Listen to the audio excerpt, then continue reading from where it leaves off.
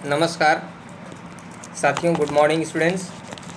आज हम लोग पिछले क्लास में जो पढ़ रहे थे, हम लोग फ्रेंच रेवोल्यूशन के बारे में चर्चा किए थे हम कल आप लोगों से। आज फिर आप लोगों से हम फ्रेंच रेवोल्यूशन के में ही बाकी बचे हुए चीज़ों की चर्चा करने वाले हैं। सबसे पहले तो हम लोग को यहाँ पर देखना होगा कि जो फ्रांसीसी क्रांति थी वो 1789 में घटा था।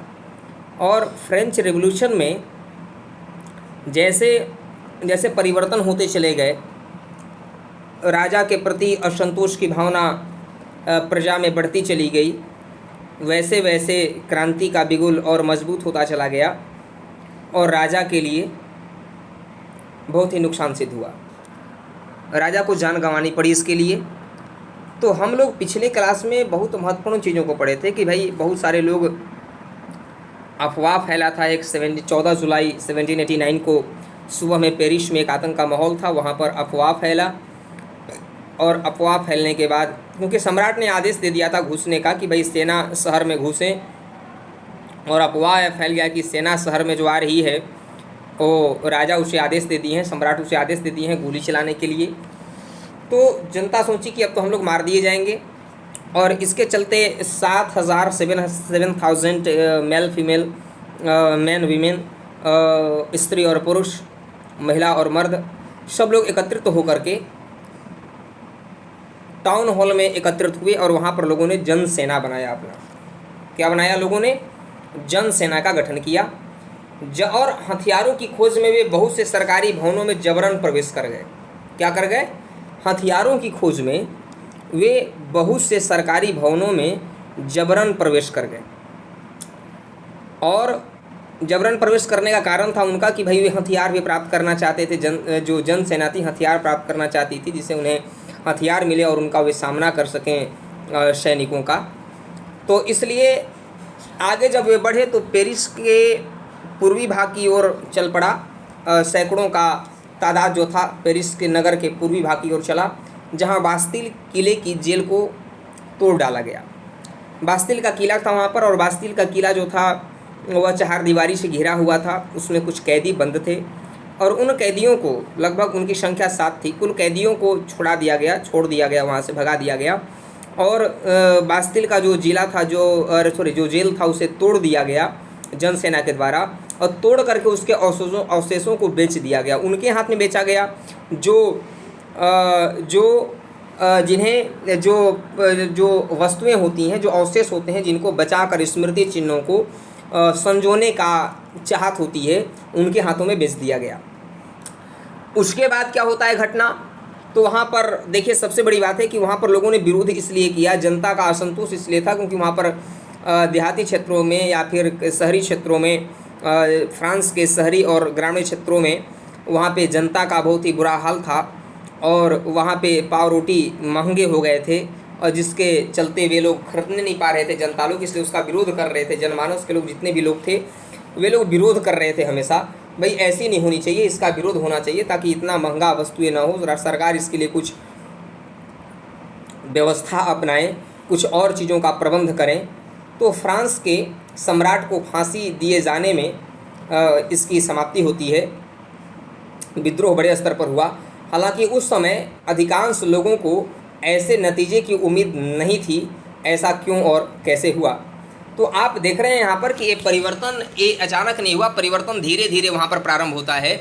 और यह परिवर्तन जब आगे बढ़ता चला गया तो ऐसे ही आप देख रहे हैं कि जो है सो बास्तिल का एक भवन है, उसको तोड़ करके लोग जो है सो लोगों को छोड़ दिए, वहाँ से भगा दिए जो जेल में बंद थे लोग, और तोड़ करके उसके सामानों को बेच दिया गया। आइए हम बात करते हैं 18वीं सेंचुरी के उत्तरार्ध में फ्रांसीसी समाज कैसी थी। तो फ्रांसीसी समाज के बारे में हम आप लोगों से चर्चा किए थे स्टूडेंट्स कि वहाँ पर फ्रांसीसी समाज जो था वह बहुत ही बड़े स्तर पे स्टार्टिंग समय में वहाँ का कंडीशन ठीक तो नहीं था, क्योंकि जो 1774 में बुर्बो राजवंश का लुई 16 राजगद्दी पर बैठता है। कौन बैठता है? बुर्बो राजवंश का जो लुई 16 था वह राजगद्दी पर बैठता है वहाँ पर। और राजगद्दी पर बैठने के बाद उसकी उम्र 20 वर्ष थी। राजगद्दी पर जब वह बैठता है तो उसकी उम्र कितनी थी? 20 वर्ष उसकी उम्र होती है। और उसका विवाह जो था ऑस्ट्रिया के राजकुमारी मेरी एंतोनेट से हुआ था।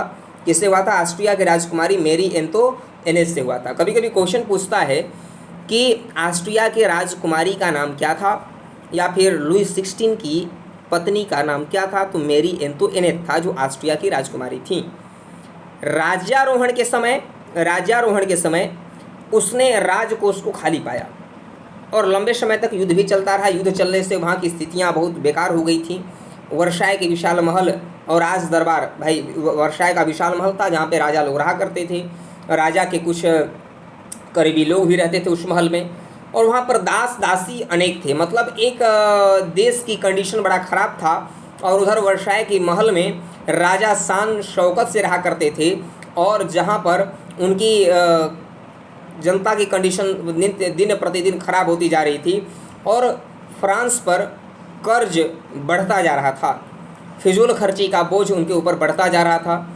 लुईस 16 के शासनकाल में फ्रांस ने अमेरिका के 13 उपनिवेशों को सहयोग दिया था। क्या दिया था? जो फ्रांस था वो लुईस 16 के ही शासनकाल में जो अमेरिका के 13 उपनिवेश थे उनको ब्रिटेन से आज़ाद दिलाने में सहायता प्रदान की थी। और इस युद्ध के चलते फ्रांस पर 10 अरब लिब्रे से भी अधिक कर्ज और जुड़ गया था। मतलब 2 अरब लिब्रे का कर्ज पहले से ही था और 10 अरब लिब्रे का कर्ज इस युद्ध के कारण भी फ्रांस पर हो गया, जिसके चलते वहाँ की कंडीशन और बिल्कुल ख़राब हो गई। और कर्जदाता जो थे वे 10% ब्याज की मांग कर रहे थे। कितने प्रतिशत? कर्जदाता 10% ब्याज की मांग कर रहे थे इन लोगों से कि आप लोग फ्रांस सरकार से जो कर्ज देने वाले थे वो लोग पैसे की मांग कर रहे थे कि मेरा पैसा वापस कीजिए, मेरा पैसा लौटाइए। और इसी तरीके से कर्ज चुकाने के लिए वे मजबूर हो गए और अपने नियमित खर्चों जैसे सेना के रखरखाव, राज दरबार में जो खर्चे होते थे, राज दरबार सरकारी कार्यालयों, विश्वविद्यालयों को चलाने के लिए फ्रांसीसी सरकार करों में वृद्धि के लिए बाध्य हो गई, और यह कदम भी नाकाफ़ी था। 18वीं सदी में फ्रांसीसी समाज 3 स्टेट में बटा हुआ था। 3 स्टेट में बटा हुआ था फ्रांसीसी समाज। ये आप देखने पा रहे हो यहाँ पर 3 स्टेट था वहाँ पर उस समय। प्रथम स्टेट जो था उसमें पादरी वर्ग आते थे। प्रथम स्टेट में कौन थे? पादरी वर्ग आते थे। वहाँ का समाज 3 भागों में बटा था। प्रथम में कौन आते थे? तो पादरी वर्ग शामिल था वहाँ पर। द्वितीय में वहाँ पर कुलीन वर्ग था। पादरी कौन थे? जो चर्च में रहा करते हैं, फादर लोग थे। और द्वितीय स्टेट्स में कुलीन वर्ग थे, मतलब धनी संपन्न लोग थे। और तृतीय स्टेट जो तीसरा स्टेट था, इसमें बड़े व्यवसायी, व्यापारी, कर्मचारी, वकील और किसान, कारीगर, छोटे किसान, भूमिहीन, मजदूर और नौकर। मतलब तृतीय स्टेट को भी 3 स्तर में बांट दोगे तो जो बड़े व्यवसायी, व्यापारी और ये अदालती कर्मचारी और वकील थे, इनका कंडीशन कुछ सही था। लेकिन उससे ख़राब कंडीशन किसानों और कारीगरों का था। उससे भी ख़राब कंडीशन छोटे किसान, भूमिहीन, मजदूर, नौकर का था।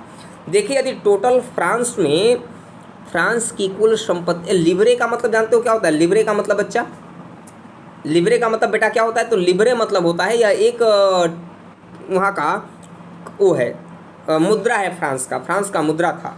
लिब्रे क्या था? लिब्रे फ्रांस का मुद्रा था। समझ के याद रहना चाहिए। जो 1794 में इसे समाप्त कर दिया गया था। किस सन में समाप्त किया गया? 1794 में इसे समाप्त कर दिया गया था, इस लिब्रे को। समझ गए? लेकिन यह मुद्रा था फ्रांस का, इतना आप याद रखिएगा। तो इस तरीके से वहाँ पे चीज़ें प्रारंभ होती हैं और वहाँ पे 10% ब्याज से लोग मांग रहे थे पैसे। समाज 3 भागों में बटे हुए थे, अब मैं आपको बता ही दिया। और यहाँ पे लेकिन कंडीशन को पहले समझिए। जो फ्रांसीसी समाज था वहाँ पर, फ्रांसीसी समाज जो था 60% ज़मीन पर कुलीन वर्गों का शासन था। 60 जो फ्रांस की टोटल कुल संपदा थी ज़मीन का, उसके ऊपर किसका अधिकार था? तो फ्रांस की कुल संपदा के ऊपर छात्रों किसका अधिकार था? तो फ्रांस की जो संपदा थी उस संपदा के ऊपर किसका अधिकार था? तो फ्रांस की कुल संपदा के ऊपर जो अधिकार था वह किसका था? तो वह 60% संपदाओं पर अधिकार जो है वहाँ के कुलीन वर्गों का था, जो धनी संपन्न वर्ग के लोग थे। और उसके बाद अगर बात किया जाए तो वहाँ पर और चीज़ें अगर डिवाइड करेंगे आप, तो वहाँ पर 90% किसान थे। जबकि वहाँ पे 90% किसान थे जिनकी स्थिति खराब थी, जिनकी स्थिति सही नहीं थी वहाँ पर। लेकिन ज़मीन के मालिक जो थे वहाँ पर, ज़मीन के मालिक किसानों की संख्या बहुत कम थी जिनके पास ज़मीन हो। और भाई सोच ही रहे कि 60% जो है सो ज़मीन पर केवल कुलीन वर्गों का अधिकार था, जबकि कुलीन वर्गों की जनसंख्या कम थी, 90% किसाने थे वहाँ पर, तो 10% में से न अदर वर्ग थे। तो तीसरे स्टेट के और 60% ज़मीन पर कुछ कुलीनों का था, कुछ चर्च के लोगों का था, कुछ तीसरे स्टेट के अमीरों का अधिकार था। तो प्रथम 2 स्टेट जो थे, कुलीन वर्ग और पादरी वर्ग, इन लोगों को कुछ विशेषाधिकार मिला था। मतलब इन लोगों को टैक्स पे नहीं करना पड़ता था, एक कर पे नहीं करते थे, टैक्स पे नहीं करते थे ये लोग, इन लोगों को टैक्स पे नहीं करना था। लेकिन जो चर्च पादरी के लोग थे वे लोग कर लगा भी सकते थे, धार्मिक कर जो है, धार्मिक कर ये लोग लगा भी सकते थे। किसके ऊपर? तो धार्मिक कर जो है सो टाइद, टाइद को क्या कहा गया है? टाइद पर शॉर्ट नोट लिखने के लिए आ सकता है, इसे जरूर याद कर लीजिएगा कि टाइद क्या है। तो टाइद एक धार्मिक कर था जो चर्च के द्वारा किसानों से वसूला जाता था, और प्रथम और दूसरे स्टेट के लोग जो थे टैक्स फ्री थे, इन्हें कोई टैक्स पे करना नहीं था। और सरकार भी टैक्स लगाती थी लोगों पर, सरकार भी एक टैक्स का यूज़ करती थी। सरकार जो टैक्स लगाती थी उसे कहा जाता था टाइल, उसे क्या कहते थे? उसे टाइल कहा जाता था, जो सरकार टैक्स लगाती थी। तो सरकार जो टैक्स लगाती थी उसे क्या कहते थे? उसे टाइल कहा जाता था, समझ गए? तो इस तरीके से जो टैक्स थे वह जनता पर भारी पड़ते जा रहे थे दिन प्रतिदिन। दिन प्रतिदिन जो था समाज की कंडीशन खराब होती जा रही थी, जनता पर बोझ पड़ता जा रहा था, और यह बोझ जनता बर्दाश्त नहीं करने पा रही थी। इसीलिए जनता ने विद्रोह का सहारा लिया। जनता ने विद्रोह किया, और विद्रोह करने के बाद उन लोगों ने राजा का विरोध किया गया, नीतियों का। तो यहाँ पर जैसे टाइल, टाइल मतलब प्रत्यक्ष कर, याद कर लीजिएगा, टाइल भी क्वेश्चन दे सकता है कि टाइल का मतलब क्या होता है। तो टाइल मतलब होता है प्रत्यक्ष कर होता है, ठीक है ना, डायरेक्ट टैक्स। तो जैसे डायरेक्ट टैक्स और इनडायरेक्ट टैक्स दोनों राजा के द्वारा लिया जाता था। डायरेक्ट टैक्स जो होता है वह सीधे जनता से लिया जाता है, बता कर लिया जाता है, और अप्रत्यक्ष कर बिना बताए ले लिया जाता है। जैसे बाज़ार में जितने भी लोग चीज़ें हम लोग खरीदते हैं, उन सब चीज़ों पर जो टैक्स हम लोग देते हैं वो अप्रत्यक्ष कर होता है, समझ गए? तो इस तरीके से जैसे नमक और तंबाकू या जो भी चीज़ें बाज़ार में लेते हैं वो सब चीज़ों पर, मतलब यूँ कहें कि सरकार की जो भी वित्तीय व्यवस्था थी, जितने रहन सहन का था, शान शौकत की चीज़ें थी, उसका बोझ जनता पर ही पड़ रहा था। अब वहाँ के लोग क्या थे कि देखिए, जीने का संघर्ष वहाँ पर स्टार्ट होता है। कंडीशन बड़ा ख़राब था वहाँ के लोगों का, और उत्पादन हो नहीं रहा था, अकाल पे अकाल पड़ते जा रहे थे। जनसंख्या 1715 में वहाँ पर 2.3 करोड़ थी, जो बाद में 1789 में जनसंख्या जो था वह बढ़ करके कितना हो गया था? 2.8 करोड़ हो गया। तो जनसंख्या बढ़ रहा था, और उधर खाद्य सामग्री जो पाव रोटी की कीमतें में तेजी वृद्धि हो रही थी, मज़दूरों की कंडीशन बड़ा ख़राब था। जिस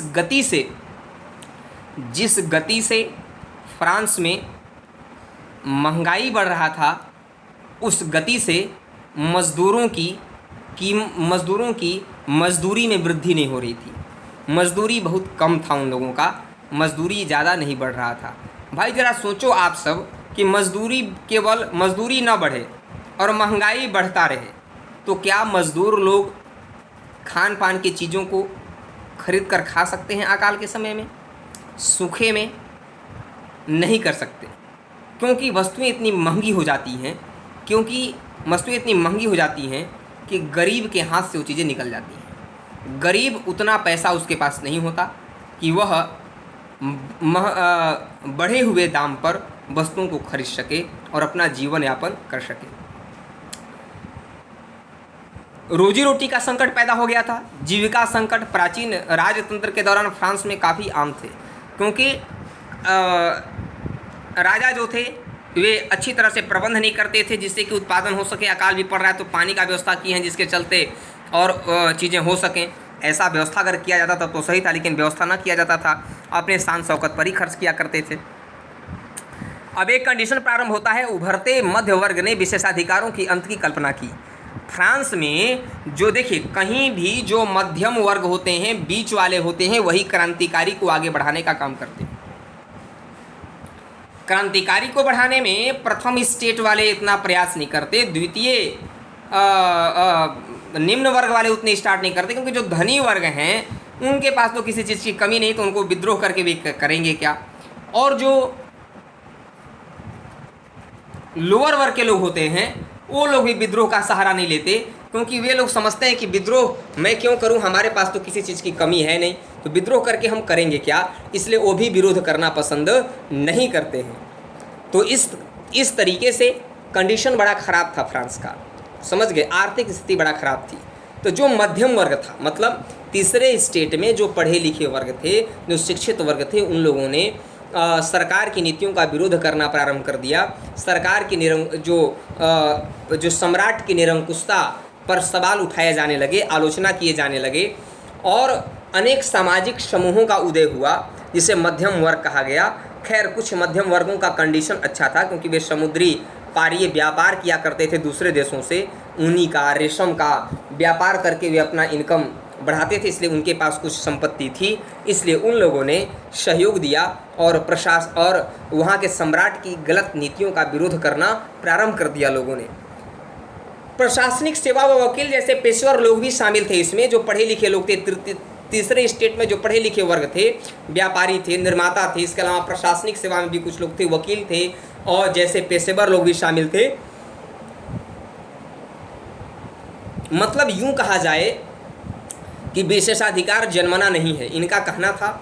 मध्यम वर्ग के लोगों ने कहा कि जी यह जो अधिकार है, यह विशेषाधिकार जन्म से मिलना नहीं चाहिए, क्योंकि जो समाज में जो हैसियत के आधार, किसी भी व्यक्ति की सामाजिक हैसियत का आधार उसकी योग्यता के आधार पर होनी चाहिए। कैसी होनी चाहिए?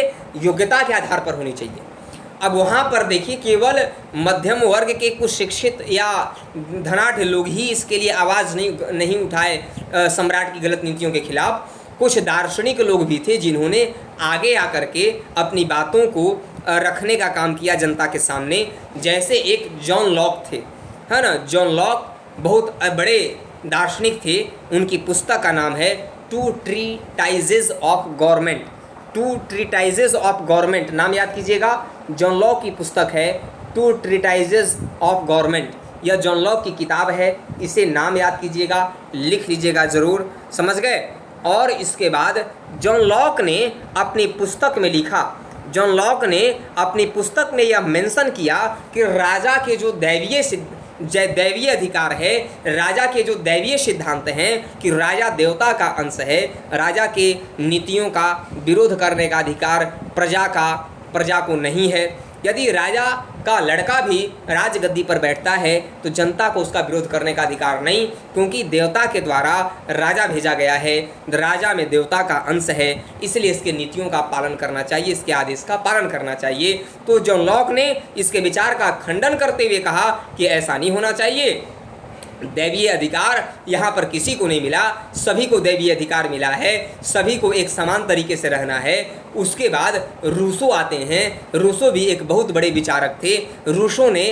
रूसो की किताब का नाम था सामाजिक अनुबंध, सोशल कॉन्ट्रैक्ट। उनकी किताब, रूसो की किताब का नाम क्या था? रूसो की किताब का नाम था बच्चों सामाजिक अनुबंध, सोशल कॉन्ट्रैक्ट उनके किताब का नाम था। और इस किताब में उन्होंने कहा कि सामाजिक अनुबंध पर आधारित सरकार का प्रस्ताव रखा इन्होंने कि सरकार कैसे बनेगी, तो समाज के अनुबंध पर बनेगी। समाज जिसे अपनी शासक बनाना चाहेगा वही शासन करेगा, अपने वंशानुगत कोई शासन नहीं करेगा, क्योंकि वंशानुगत शासन होने पर जो सम्राट होते हैं वे निरंकुश हो जाते हैं, आतताई हो जाते हैं, जनता पर गलत तरीके से टैक्स लगाया करते हैं, जनता के बारे में कोई भी विचार नहीं किया करते हैं। इसके बाद तीसरे आपके दार्शनिक आते हैं। तीसरे दार्शनिक का नाम था मॉन्टेस्क्यू। मॉन्टेस्क्यू ने भी एक किताब लिखा था the spirit of the laws. उनकी किताब की नाम क्या थी? The spirit of the laws किताब का नाम था मॉन्टेस्क्यू का। मॉन्टेस्क्यू ने सेपरेशन ऑफ पावर के माध्यम से शक्ति पृथक्करण के सिद्धांत, मतलब द स्पिरिट ऑफ लॉज में उन्होंने रचना किया और इसमें उन्होंने सेपरेशन ऑफ पावर का कॉन्सेप्ट दिया, मतलब शक्तियों के विभाजन का कॉन्सेप्ट दिया। मतलब सरकार के जो अंग होते हैं, सरकार के 3 अंग होते हैं, सरकार अपनी 3 अंगों की सहायता से संविधान के अनुसार किसी देश के शासन को संचालित करने का काम करता है। सरकारें क्या करती हैं? सरकार के 3 अंग होते हैं बच्चों, क्योंकि संविधान जानते हो, संविधान किसे कहते हैं? तो नियम और कानूनों के संग्रह को ही संविधान कहा जाता है। संविधान किसे कहा जाता है? नियम और कानूनों के संग्रह को ही संविधान कहा जाता है। संविधान यदि किसी देश का बन जाता है वह अपने आप लागू नहीं होता, उसको लागू करने के लिए बेटा एक संस्था की आवश्यकता होती है, और उस संस्था का नाम होता है सरकार। उस संस्था का नाम क्या है? सरकार है। सरकार अपनी संस्था के माध्यम से, अंग के माध्यम से, विधायिका, कार्यपालिका, न्यायपालिका, सरकार के 3 अंग होते हैं। विधायिका कानून बनाता है, कार्यपालिका उसको लागू करता है, और न्यायपालिका उसकी व्याख्या भी करता है और पालन करने का भी काम करता है। तो सरकार के 3 अंग हो गए टोटल, विधायिका, कार्यपालिका और न्यायपालिका। सरकार अपने 3 अंगों की सहायता से संविधान के अनुसार किसी देश के शासन को संचालित करने का काम करता है। तो मॉन्टेस्क्यू ने शक्ति विभाजन की बात कही कि अगर शक्तियों का विभाजन हो जाएगा तो तानाशाही नहीं रहेगा। संयुक्त राज्य अमेरिका में जो 13 उपनिवेशों से, जब ब्रिटेन से आज़ाद हुआ 13 उपनिवेश, तो वहाँ पर शक्ति का पृथक्करण ही अपनाया गया था। आज़ाद अमेरिका में क्या अपनाया गया था? तो वहाँ पर शक्ति पृथक्करण का ही सिद्धांत अपनाया गया, शक्तियाँ बांट दी गई थी। फ्रांस के राजनीतिक चिंतकों के लिए अमेरिकी संविधान और उसमें दी गई व्यक्तिगत अधिकारों की गारंटी एक प्रेरणा का एक महत्वपूर्ण स्रोत थी।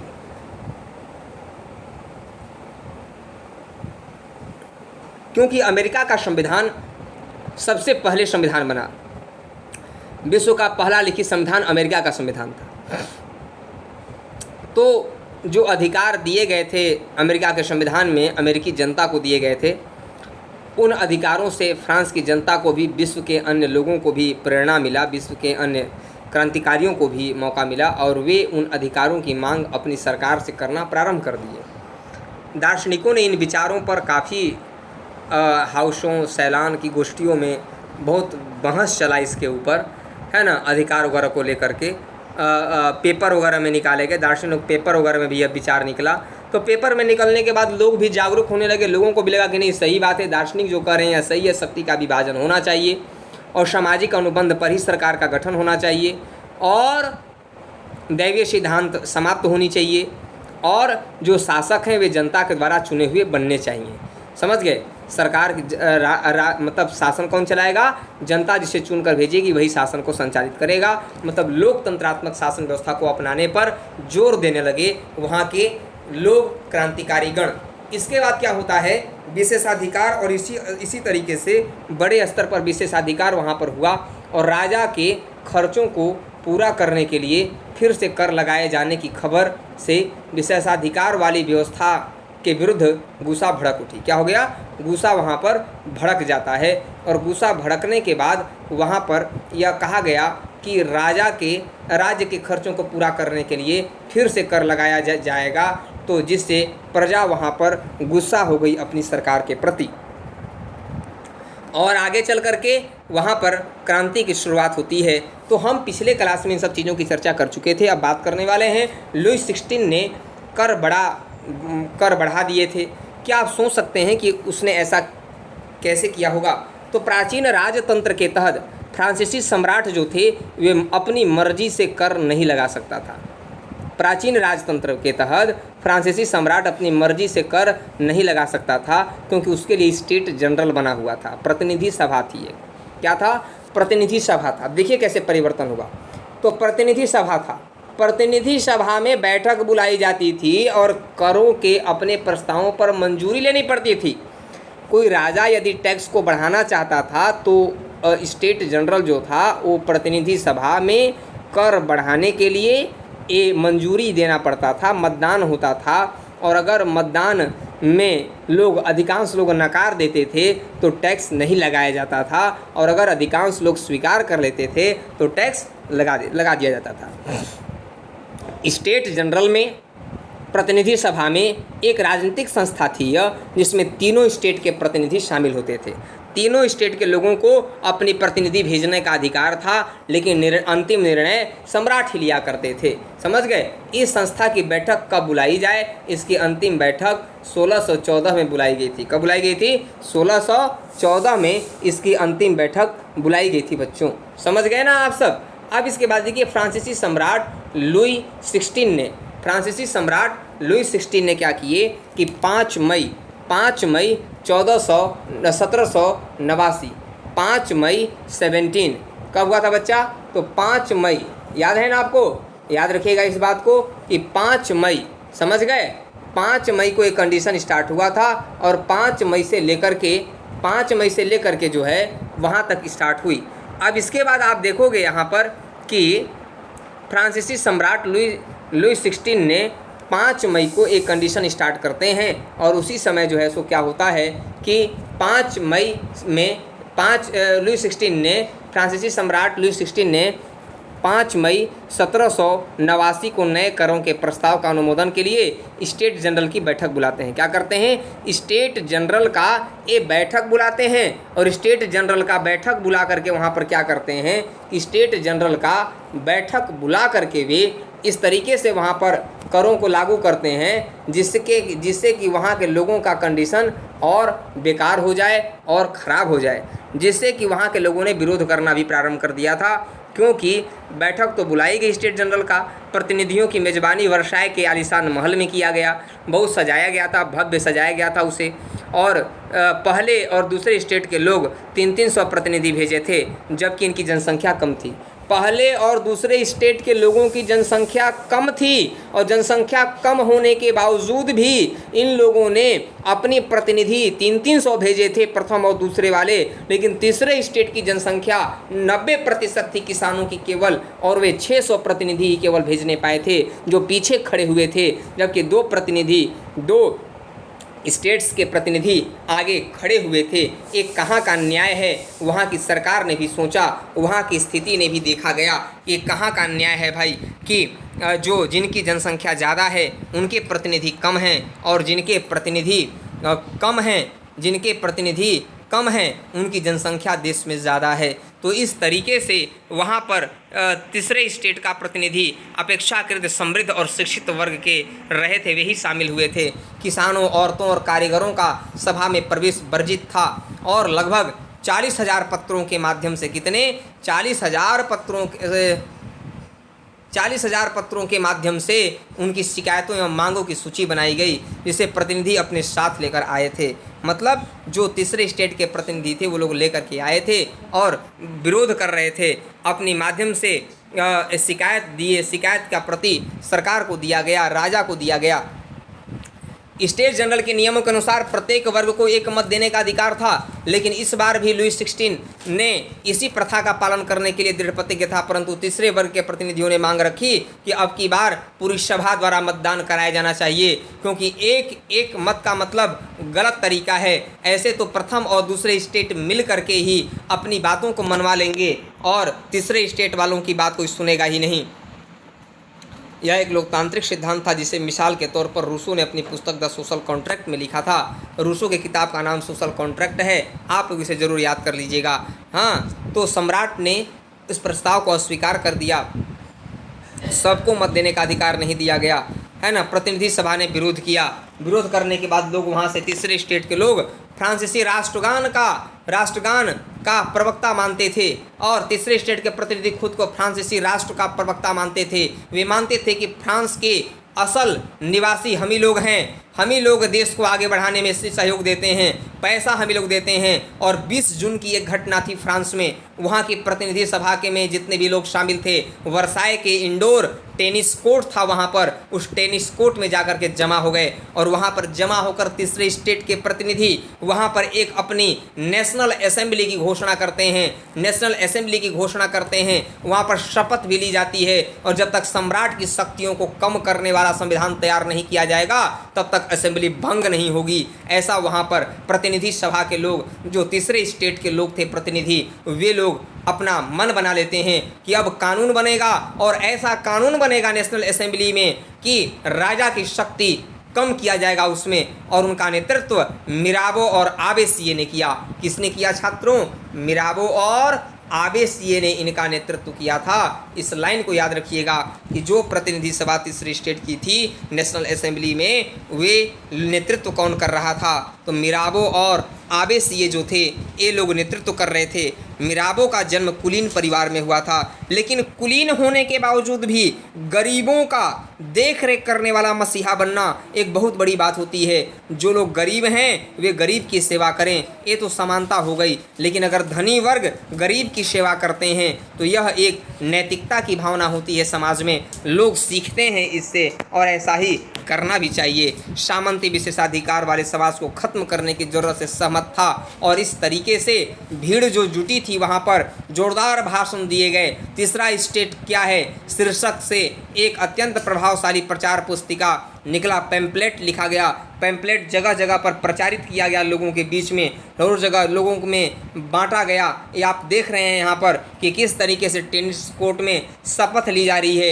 ये जो बंदे हैं खड़े होकर के ये शपथ ले रहे हैं, आप देख सकते हैं शपथ इस तरीके से लिया जाता था, खड़े होकर के शपथ लिए जाते थे, समझ गए। और शपथ लेकर के लोग अच्छे तरीके से कार्य करने की विश्वास जनता में दिलाते थे। और नेशनल असेंबली संविधान का तैयार करने में व्यस्त थी।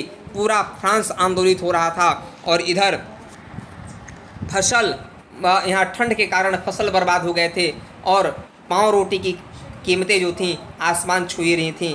बेकरी मालिक की स्थिति ज़्यादा फायदा उठाते हुए जमाखोरी में जुट गए थे। मतलब हर जगह विकट परिस्थिति था। लेकिन भूखी भीड़ ने दुकान पर धावा बोल दिया था। भूखी भीड़ ने क्या किया बच्चा?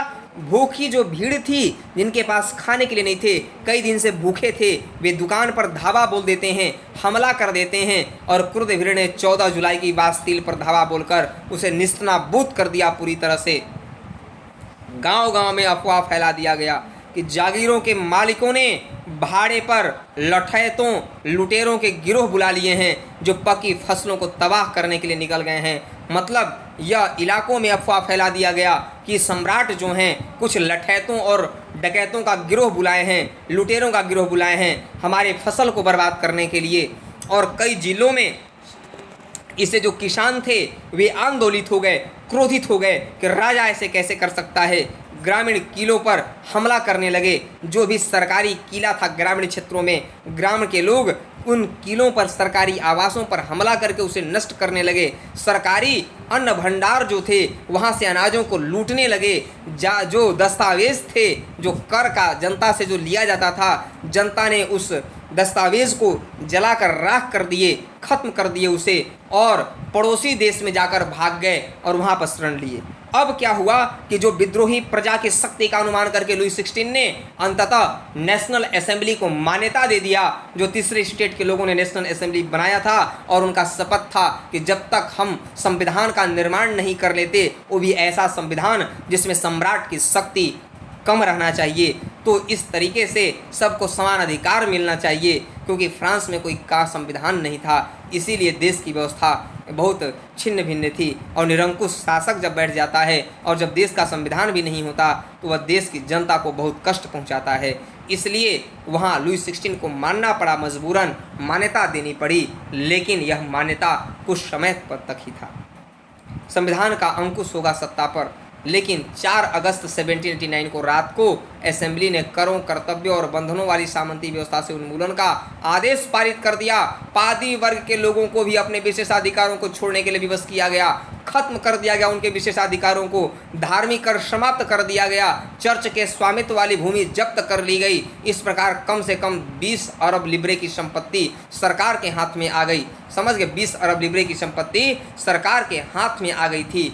अब इस तरीके से फ्रांस संवैधानिक राजतंत्र बन गया। मतलब नेशनल असेंबली ने 1791 में संविधान जब अपना बनाया, उसका मुख्य उद्देश्य ही था कि सम्राट की शक्ति को कम किया जाएगा। सम्राट की शक्ति को कम किया जाएगा क्योंकि शक्ति जनता के द्वारा चुने हुए प्रतिनिधि के पास ज़्यादा होनी चाहिए, सम्राट के पास ज़्यादा नहीं होनी चाहिए। शक्तियाँ विकेंद्रीकृत होनी चाहिए, शक्तियाँ बांट दी जाएँ विधायिका, कार्यपालिका, न्यायपालिका में। और इस प्रकार फ्रांस में संवैधानिक राजतंत्र की नींव पड़ी। मतलब संविधान में राजा को मान्यता तो दिया गया, लेकिन राजा के पास शक्तियां कम कर दी गईं। पहले जितनी शक्ति थी राजा के पास, वो उतना शक्ति अब राजा को नहीं प्रदान किया गया। अब पूरी समानता के साथ नियम लागू कर दिए गए। आप देख रहे हैं कि नई राजनीतिक व्यवस्था कैसे काम करती है। तो ये देखिए, विधायिका, कार्यपालिका, न्यायपालिका है। नेशनल असेंबली जो वहाँ पर कानून बनता है, विधायिका कानून बनाती है, जो वहाँ की नेशनल असेंबली है। समझ गए। नेशनल असेंबली से ही मंत्रीगण चुन करके आते हैं। कौन चुनते हैं? मंत्रीगण चुन करके आते हैं। समझ गए। सम्राट, नेशनल असेंबली ही सम्राट को चुनते हैं, नियंत्रण रखते हैं सम्राट के ऊपर। सम्राट के ऊपर नियंत्रण कौन रखता था? तो नेशनल असेंबली के लोग नियंत्रण रखते थे। उसके बाद निर्वाचन में जनता वोट दे करके अपना चुनती है न्यायपालिका वगैरह को और चुन करके बनाती है। सबका कार्यक्षेत्र वहाँ पर अलग रहता है। 1791 में संविधान ने कानून बनाने का अधिकार नेशनल असेंबली को सौंप दिया। वहाँ पर संविधान जो बना उसमें नेशनल असेंबली को कानून बनाने का अधिकार प्रदान कर दिया गया था और नागरिक एक निर्वाचन समूह का चुनाव करते थे और असेंबली के सदस्यों को चुनते थे। और सभी नागरिकों को मतदान का अधिकार वहाँ पर भी नहीं था उस समय। उनके पास अधिकार था जो 25 वर्ष की आयु पूरा कर लेते थे, और पुरुषों को ही अधिकार था। और उन्हें था जो कम से कम 3 दिन की मजदूरी के बराबर कर चुकाते थे, उनको मत देने का अधिकार था। संपत्ति उनके पास होनी चाहिए। और स्त्री, पुरुषों और महिलाओं को निष्क्रिय नागरिक के रूप में वर्गीकृत किया गया, मतलब महिलाओं को वोट देने का अधिकार नहीं दिया गया, है ना। और असेंबली का सदस्य होने के लिए लोगों को करदाताओं की उच्चतम श्रेणी में होना जरूरी था। जो कर ज़्यादा पे करते थे वही नेशनल असेंबली के मेंबर हुआ करते थे, पढ़े लिखे वर्ग होते थे। और संविधान इस तरीके से पुरुष एवं नागरिक अधिकार घोषणा पत्र के साथ शुरू हुआ। और जीवन के अधिकार, अभिव्यक्ति की स्वतंत्रता, अधिकार और कानूनी बराबरी के अधिकार को नैसर्गिक एवं अहरणीय अधिकार के रूप में स्थापित किया गया। इस तरीके से जहाँ भी देखेंगे आप, नागरिकों को अधिकार प्रदान किया गया फ्रांस में हर जगह पर। और इस तरीके से वहाँ पर प्रतीक आगे बढ़ा और बहुत अच्छे चीज़ों से वहाँ पर आगे बढ़े। तो इस तरीके से आप जो है सो इतने तक पढ़े। इसी तरह से आप चीज़ों को पढ़ते रहिएगा, याद करते रहिएगा, लर्न करते रहिएगा साथियों, ठीक है ना। तो यहाँ पर एक और क्वेश्चंस महत्वपूर्ण है फ्रांस में, जो क्वेश्चन पूछा जाता है फ्रांसीसी क्रांति से। ये जो आप फिगर देख रहे हैं, ये देखिए, टूटी हुई जंजीर किसे बताता है? तो दासों की बंधनों के लिए जंजीरों का प्रयोग होता था, और टूटी हुई हथकड़ी उसकी आज़ादी का प्रतीक था। तो यह जो टूटी हुई हथकड़ी है यह आज़ादी का प्रतीक है। किसका प्रतीक है? आज़ादी का प्रतीक है कि दास प्रथा से हम लोग आज़ाद हो चुके हैं। छड़ों वाली बर्छीदार गट्टर का क्या मतलब होता है? इसका मतलब होता है कि पूरे मतलब अकेली छड़ को आसानी से तोड़ा जा सकता है, लेकिन गट्टर को तोड़ा नहीं जा सकता। एकता में ही बल होता है। इसे यह सीख मिलता है कि एकता में ही बल होता है। समझ गए। एक है त्रिभुज के अंदर रोशनी बिखेरती आँख, मतलब यह दिखाया गया है कि सर्वदर्शी आँख का ज्ञान प्रतीक है। सर्वदर्शी आँख का ज्ञान, सर्वदर्शी आँख ज्ञान का प्रतीक होता है। सूर्य की किरणें अज्ञान रूपी अंधेरों को मिटा देती हैं। उसी तरह से इसको दिखाने का प्रयास किया गया है कि फ्रांस में पहले अंधेरा था, लेकिन बाद में वहाँ पर सूर्य की तरह सूर्य के प्रकाश ने अंधेरों को मिटा दिया वहाँ पर। अब देखिए, राजदंड जो होता है यह सत्ता का प्रतीक माना जाता है। इसे राजदंड के नाम से जाना जाता है, सत्ता का प्रतीक है। और अपनी पूंछ मुंह में लिए हुए सांप, इसका मतलब होता है ना, कि अंगूठी का कोई और छोर नहीं होता। सनातनता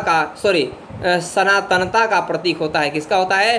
सनातनता का प्रतीक होता है कि अंगूठी का कोई और छोर नहीं होता है, चाहे इधर से पकड़ो या उधर से पकड़ो।